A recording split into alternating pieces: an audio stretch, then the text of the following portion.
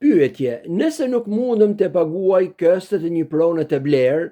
dhe anulohet akti i shitjes, a i takon shitësit qeraja për kohën që kam përfituar prej saj?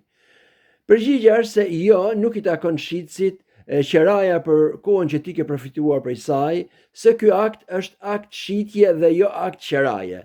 që do të thotë se në aktit e shitjes pronësia kalon nga shitësi për tek blerësi dhe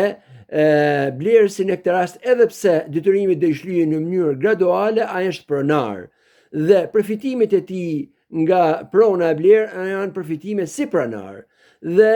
i takon atij ky lloj përfitimi sepse ai ka edhe përgjegjësinë e pronës, sepse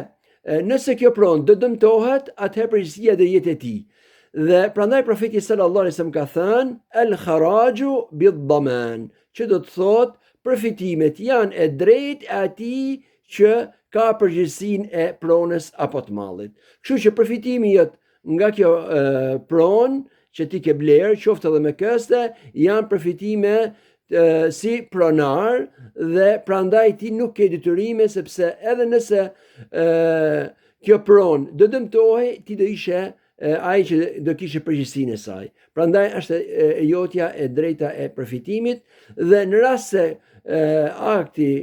anullohet për ndonjë arsye apo tjetër, atëherë secili merr shitësi merr pronën, ndërsa ti merr parat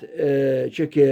paguar dhe këtu përfundojnë detyrimet ndaj njëri tjetrit.